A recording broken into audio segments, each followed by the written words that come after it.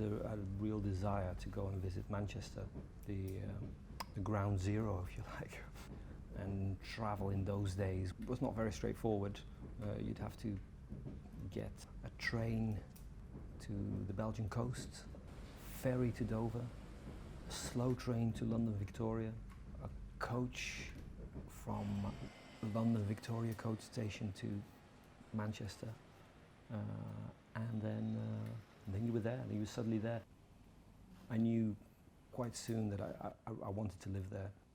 But for me, for some reason, I needed to do more.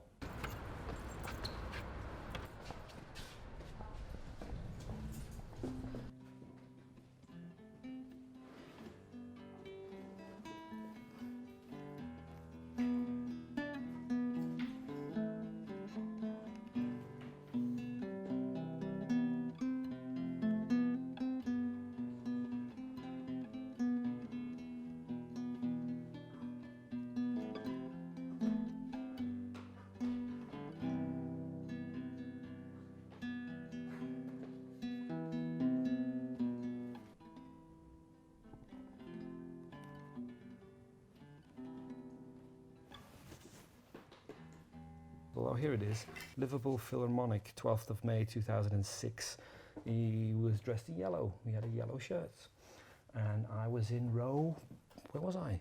Row J, yes, seat 35, about 10 rows back, which was close, but I wanted to be closer, but it was difficult to do so during the gig. I think I edged forward slightly, and at various points during the gig, I felt he was looking in my direction. And perhaps he could spot me. He must have at least glanced in my direction and perhaps noticed that I was enjoying myself, because I had the feeling that later on in the gig, right at the very end, after the encore in fact, I was able to move right to the front and get a handshake. I had the feeling that there was in his eyes some kind of acknowledgement. Yeah, thank you for coming. I noticed you. And it's nice that you were here, something like that. Again, he didn't speak, but I felt that, and yeah, that was a nice moment, and I felt it was genuine, so it's true for me.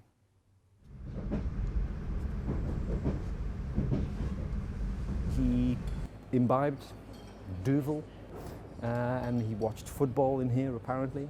I mean, of course, I'm slightly disappointed that I didn't bump into him or meet him, but perhaps it's nicer just to breathe the same air rather than be in the same room. I think Morrissey has a beautiful voice, a beautiful arresting voice. But then when you dig a little deeper and you listen, of course, there's also something very truthful being said about life. I think about life on Earth. You know, life as a solitary person, or an emotional person, or just a thinking person who sees things happening around him and doesn't like it, or somebody who doesn't feel at ease with himself or with the world. And it's nice when that is put across.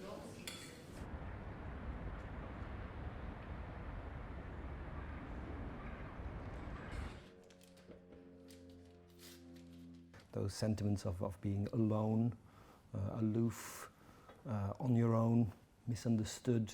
I think those, yes, were sentiments which I immediately recognized as familiar to me. Oh, mother, I can feel the soil falling over my head. That's probably the most powerful and personal song there is. So that affected me, that touched me quite deeply when I heard it for the first time, and it still does now. I know it's so, but I don't know where else I can go. But when you see it live, it's also an extremely powerful song. Oh, mother, I can feel the soil falling over my head.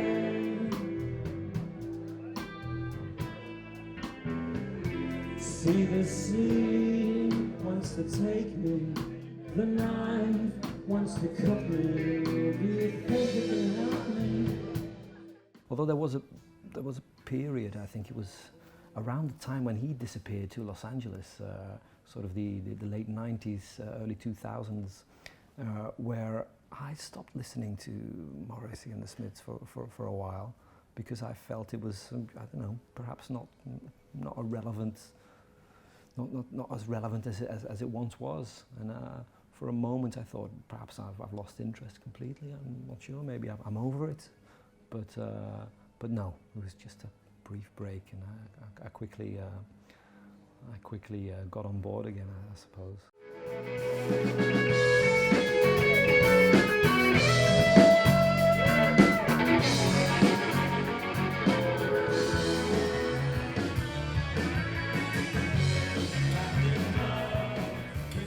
It's very difficult to explain, because it is quite irrational to desire to touch somebody. Although, is it? I think you want to touch them as a thank you, if that doesn't sound too strange, you know.